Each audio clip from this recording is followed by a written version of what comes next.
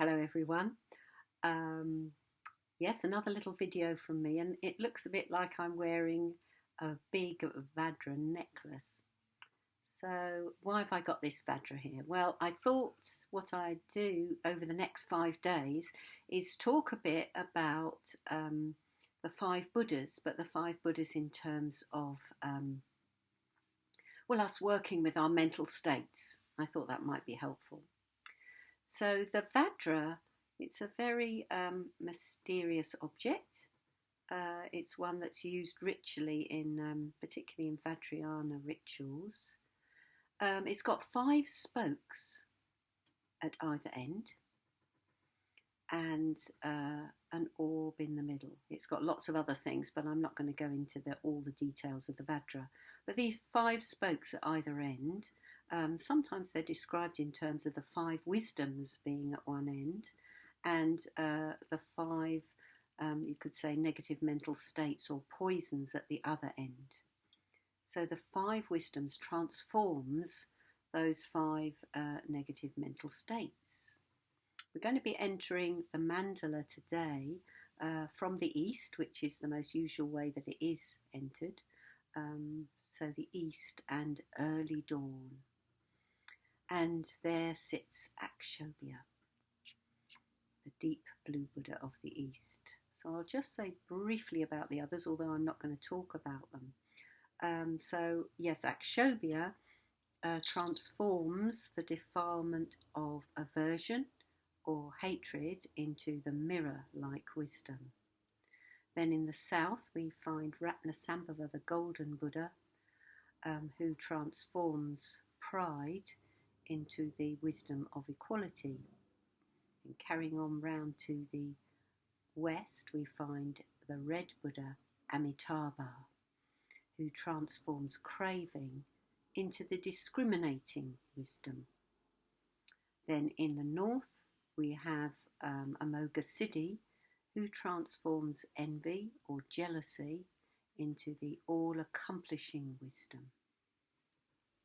And then finally in the centre we have Vairochana, the white Buddha, in the centre without circumference, who transforms ignorance into what's called the wisdom of the Dharma Dhatu. For now I'll call it the wisdom of reality.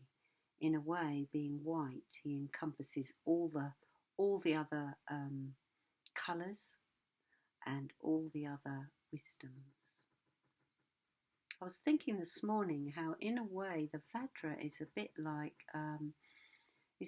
a beautiful rainbow in the sky, and one end of that rainbow that falls into samsara has got all the colours of those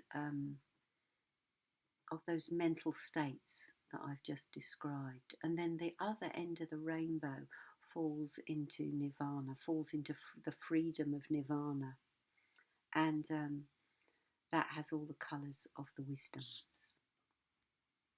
So yes, Aksobya in the east, and he is the imperturbable. We see him sitting, touching the earth with his right hand.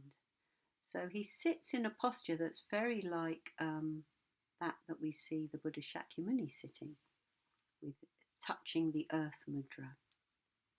And so he's very grounded. His quality is that of being unshakable, imperturbable.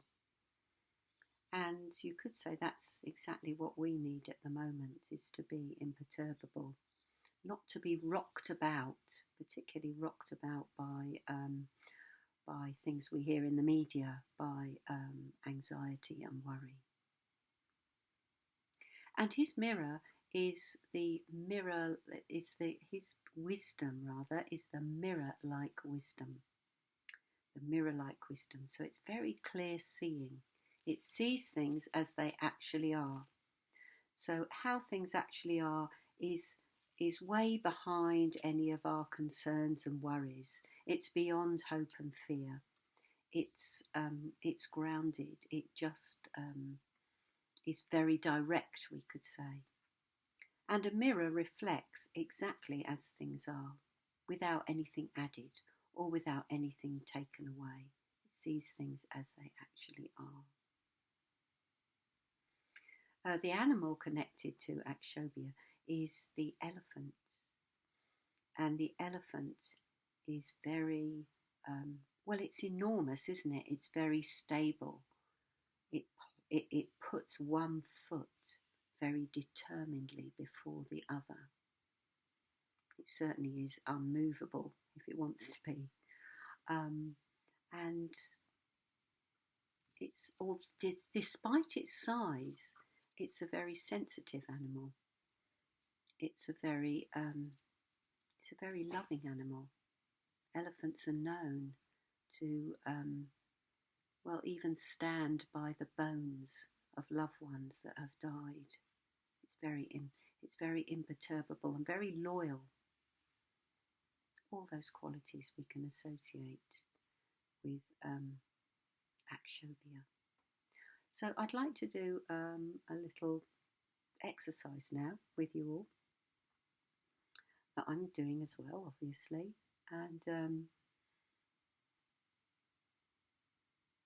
it's about being in our own space. It's about being grounded and imperturbable.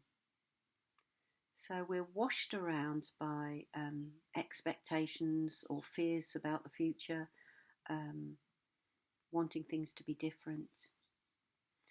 But when we're actually in touch with our own sensations, with our own senses in now, here and now, it removes all those fears and anxieties, if we're really present.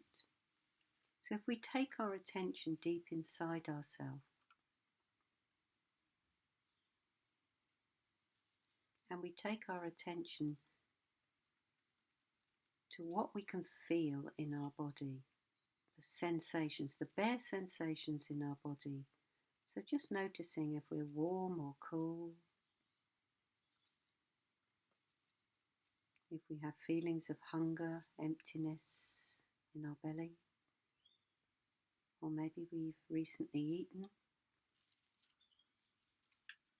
and there's a sense of satisfied fullness in the belly.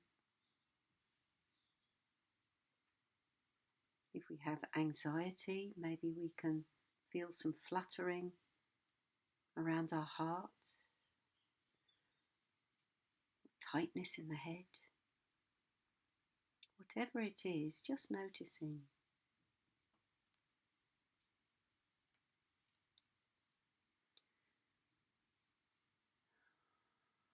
And what I'm noticing is a lot of very pleasant feelings, pleasant sensations.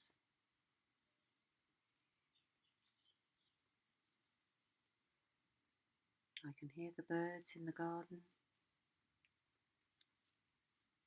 And it's a very sunny day. I have a sense of light everywhere, all around me.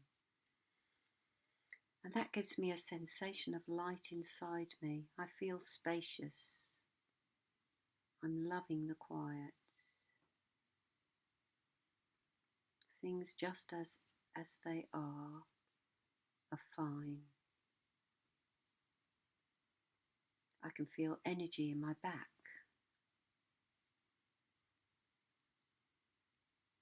And I'm in touch with a sense of aliveness. Being alive.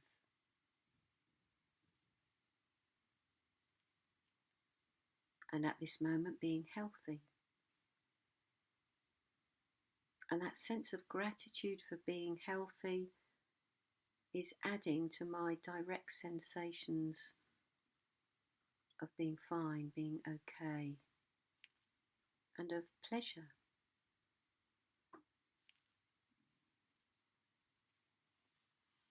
So there we are. We can do that several times a day just to bring ourselves back to the present moment.